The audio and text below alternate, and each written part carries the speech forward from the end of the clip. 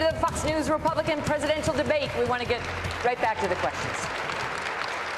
We are here in Detroit. The top issues in Michigan, according to Facebook, are displayed in a word cloud you're taking a look at. The second biggest issue is clean water. That, of course, is directly tied to the situation in Flint.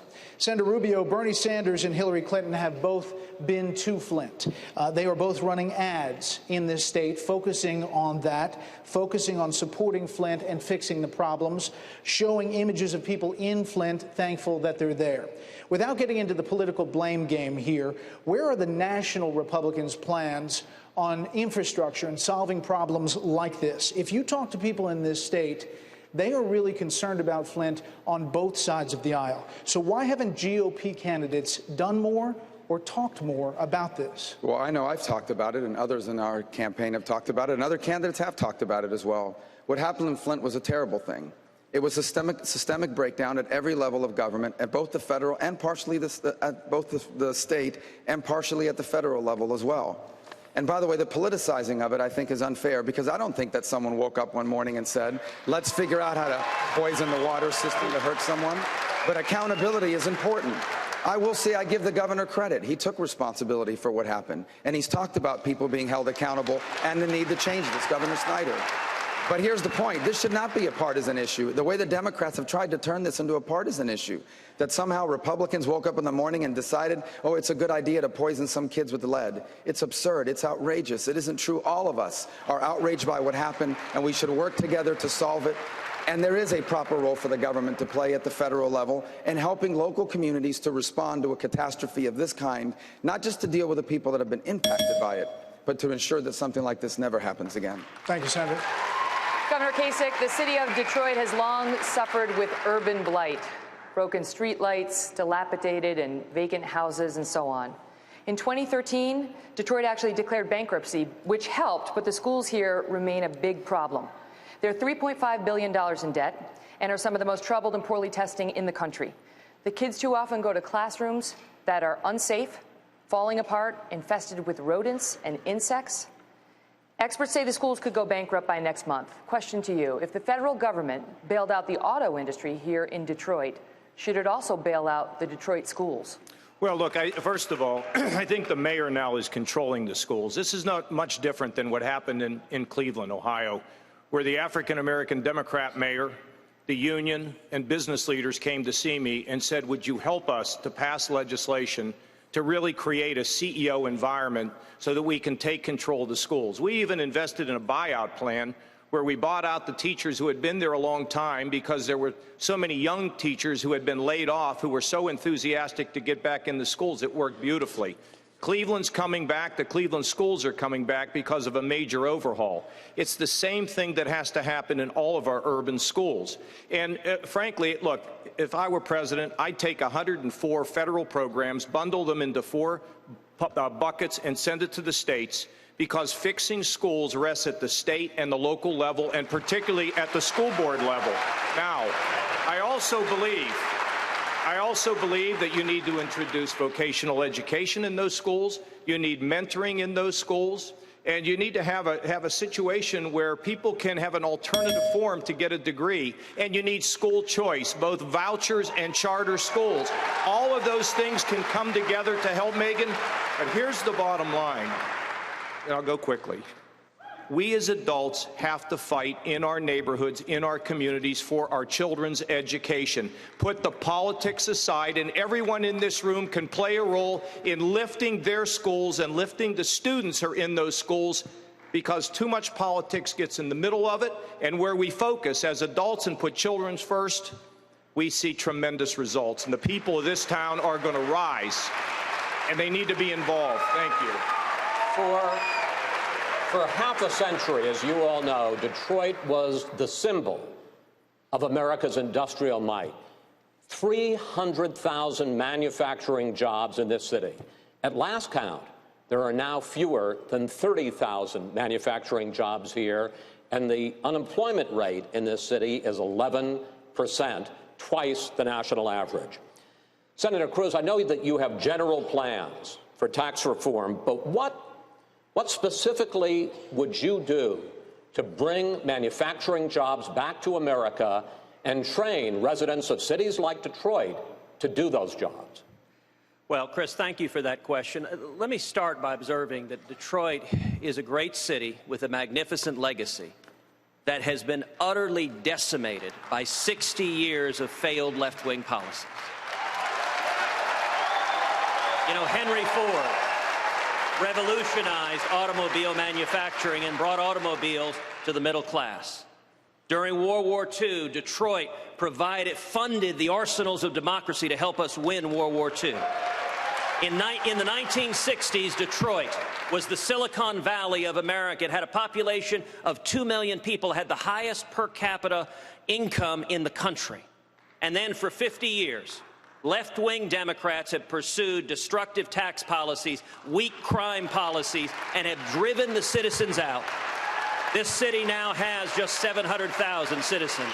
There are vacant homes, one after the other after the other. Crime has been rampant, and it is an outrage. And let me say to folks in the media, that is a story that the media ought to be telling over and over again, the destruction of left-wing policies and the millions who have hurt because of it. Sure. Now, well, I was going to say, I'll give you 30 seconds to try to answer my question. What specifically would you do to bring manufacturing jobs back to Detroit and to train the residents here to do those jobs? The way you bring manufacturing back to America is, number one, you lift the regulations. As president, I will repeal Obamacare, the biggest job killer in America. I will pull back the federal regulators, the EPA, and all the regulators that are killing small businesses and manufacturing. And my tax plan, which is a very, very detailed plan on the website, tedcruz.org, is what's called border adjustable. We get rid of all the taxes. We get rid of the corporate income tax and the death tax and the Obamacare taxes and the payroll tax, and we replace it with a 16% business flat tax that is border adjustable, which means all exports are entirely tax-free and all imports pay the 16% business flat tax. That's a 32% differential. What that will do, Chris, is bring millions of manufacturing jobs back to this country, bring the steel industry back to this country, create an environment where when we compete on a fair and level playing field, American ingenuity can beat anyone. But right now, the federal government isn't giving us a level playing field. Thank you, Senator. Gentlemen, the next series of questions will be on social issues. Governor Kasich, the last debate, you were asked a question about religious liberty and a hypothetical situation where a same-sex couple approaches a cupcake maker to do their wedding. Here's what you said.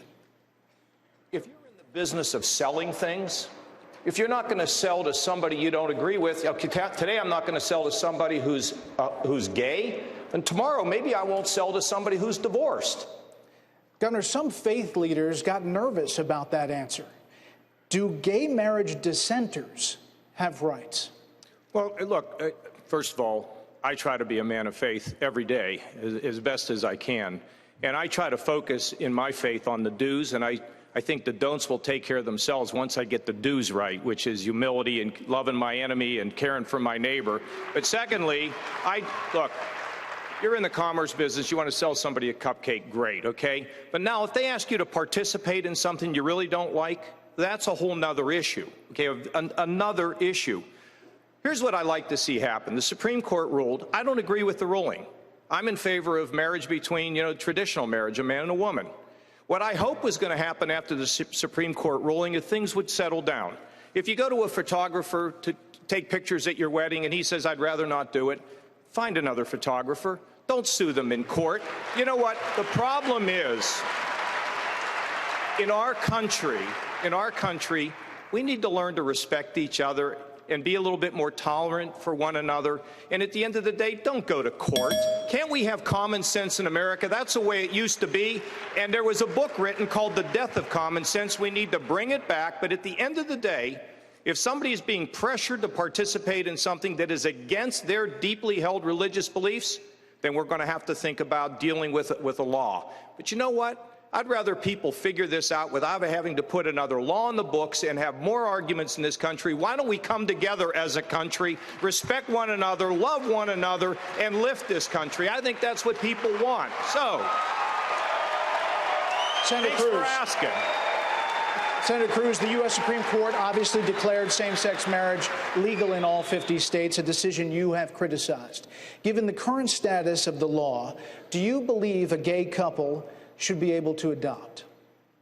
Well, listen, adoption is decided at the state level, and I am a believer in the 10th Amendment in the Constitution. I would leave the question of marriage to the states. I would leave the question of adoption to the states. That's the way it's been for 2 centuries of our nation's history, until 5 unelected judges in an illegitimate and wrong decision decided to seize the authority over marriage and wrongfully tear down the marriage laws of all 50 states. Now, integrally connected to this is the question of religious liberty, and at the last debate, one of my colleagues on this stage said on the question of religious liberty and Supreme Court nominees that he'd be willing to compromise and negotiate. I can tell you, for me, there are areas that we should compromise on. Marginal tax rates, we can reach a middle ground on. But when it comes to core principles and convictions, when it comes to the Constitution and Bill of Rights, I can tell the men and women at home, I will never compromise away your religious liberty.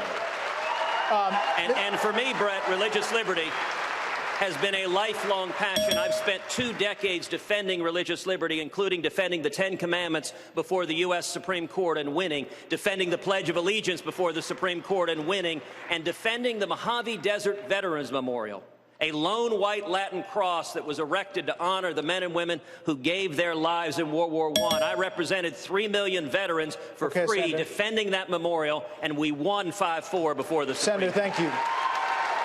Senator Cruz definitely avoided saying your name, Mr. Trump, but I think he was referring to you and your religious liberty answer. Would you like to respond? I have nothing to say. I mean, I generally speaking agree with what he said. I would have certainly have rather left it to the states. I was always in favor. I was very surprised when they came up with that decision.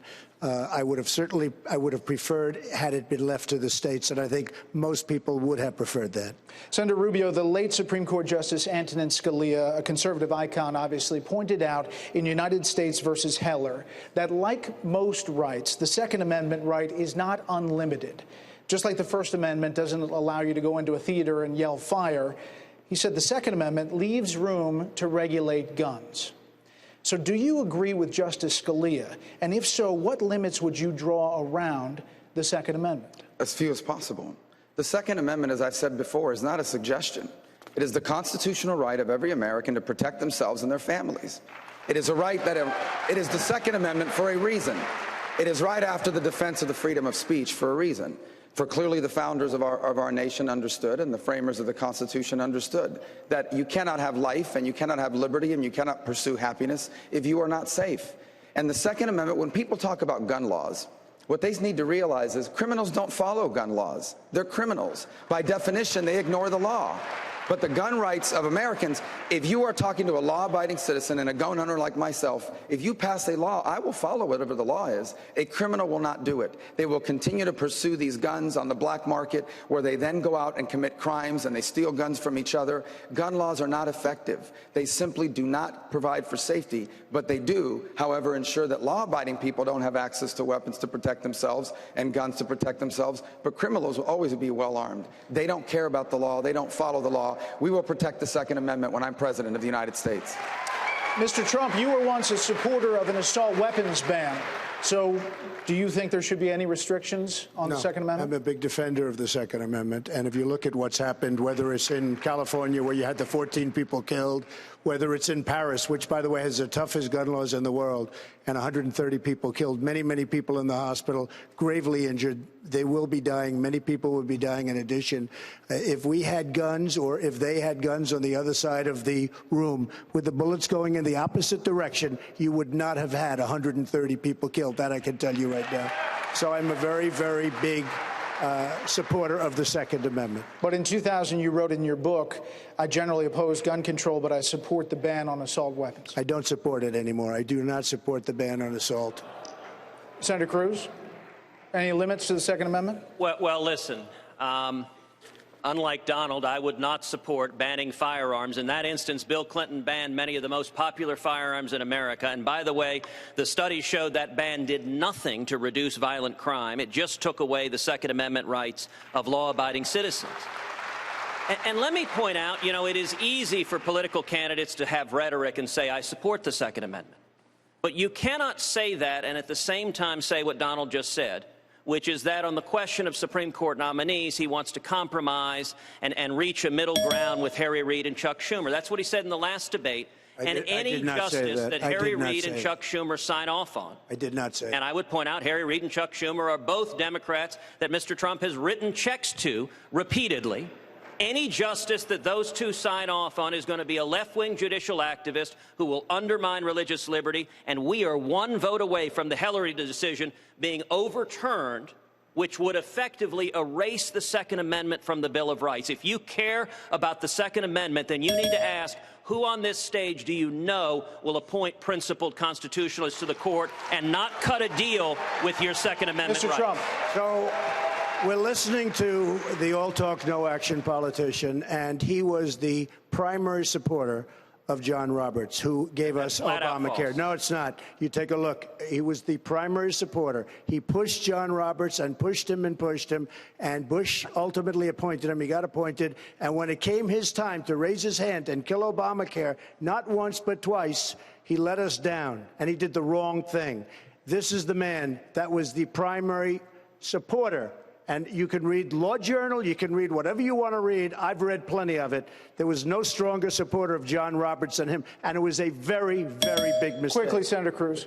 You know, Donald has a tenuous relationship with the truth. I wrote one op-ed supporting President Bush's nomination after he made it. I would not have made that nomination. But let me point out, not what you say in the op-ed. That is not what you said in the op-ed. Donald, please, I know it's hard not to interrupt. But it's not what you said in the op-ed. Breathe. Lion Ted. Breathe. You can do it. You can breathe. I know it's hard. I know it's hard, but just... When they're done with the yoga, can I answer a question? You cannot. I really hope that we don't see yoga on this stage. Well, he's very flexible, so you never know. Brett, you cannot, in fact, care about conservative Supreme Court justices and support Jimmy Carter for president. You cannot care about conservative Supreme Court justices and support John Kerry for president, as Donald did. You cannot care about conservative Supreme Court justices and support Harry Reid for Senate Majority Leader. And you cannot care about conservative Supreme Court justices and write 4 checks to Hillary Clinton for her to be president if you care at all about the Second Amendment or religious liberty or anything else. Gentlemen, we're going to move on. Thank you very much. We want to talk about some more policy questions coming up. And coming up, the candidates tackle foreign policy. But first, during the commercial break, join us for a Facebook Live on the Fox News Facebook page and tell us what you think about tonight's debate in the comment section. Stay with us. More to come.